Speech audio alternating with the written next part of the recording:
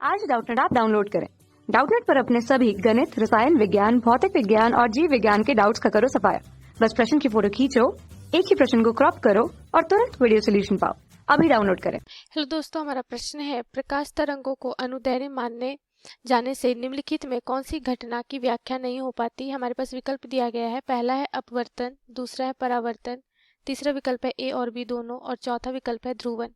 ठीक है, तो अगर हम जैसा कि जानते हैं प्रकाश में तरंग और कणिका दोनों प्रकृति होती है। ठीक है, प्रकाश को तरंग के रूप में भी हम देख सकते हैं और कण के रूप में भी देख सकते हैं। ठीक है, तो तरंग अगर हम प्रकाश को तरंग के रूप में देखें, ठीक है, तो इससे अपवर्तन और परावर्तन दोनों की व्याख्या हो सकती है। ठीक है, जो हम फर्मेट के सिद्धांत से और हाइगेंस के सिद्धांत से हम इसे सिद्ध करते हैं। ठीक है, अपवर्तन और परावर्तन की घटना को। ठीक है, अगर हम प्रकाश तरंग को क्या माने, अनुदैर्ध्य माने। अनुदैर्ध्य का क्या बात है, किसे कहते हैं कि अनुदैर्ध्य तरंग होती है। मान लीजिए ये तरंग संचरण की दिशा है। ठीक है, तो इसके तरंग का जो कणों का कंपन होता है ये तरंग संचरण दिशा के समांतर होता है। ठीक है, तो ये जो प्रकृति होती है तरंग की, ये क्या होती है, अनुदैर्ध्य तरंग की प्रकृति होती है। ठीक है, अनुदैर्ध्य तरंग की प्रकृति होती है।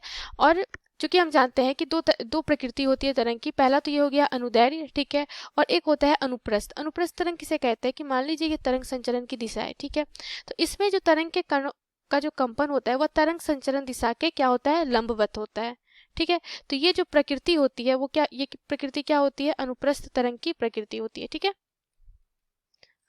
अनुप्रस्थ प्रकृति की ये तरंग होती है। ठीक है, तो अनुदैर्ध्य से हम अपवर्तन परावर्तन दोनों की अनुदैर्ध्य प्रकृति से हम लोग अपवर्तन और परावर्तन दोनों को सिद्ध कर सकते हैं। ठीक है, व्याख्या की जा सकती है, किंतु ध्रुवन की व्याख्या नहीं की जा सकती, क्योंकि ध्रुवन जो होती है, प्रकाश का जो ध्रुवन होता है वह अनुप्रस्थ प्रकृति के तरंग में ही केवल संभव है। ठीक है, प्रकाश का ध्रुवन भी क्या होता है, जैसे मान लीजिए प्रकाश का ध्रुवन क्या होता है कि मान लीजिए ये ध्रुवित प्रकाश है, तो इसमें भी तरंग संचरण की दिशा में कणों का कंपन होता है, उसके लंबवत क्या होता है, कणों का कंपन होता है।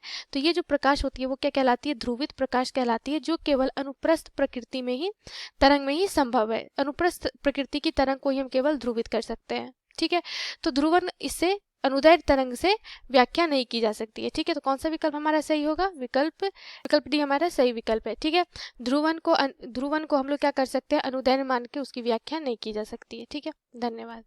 कक्षा 6 से 12वीं से लेकर नीट, IIT, JEE वो एडवांस के लेवल तक 1 करोड़ से ज्यादा छात्रों का भरोसा। आज ही डाउनलोड करें डाउटनेट ऐप या व्हाट्सएप करें अपने सारे डाउट्स 8400 400 400 पर।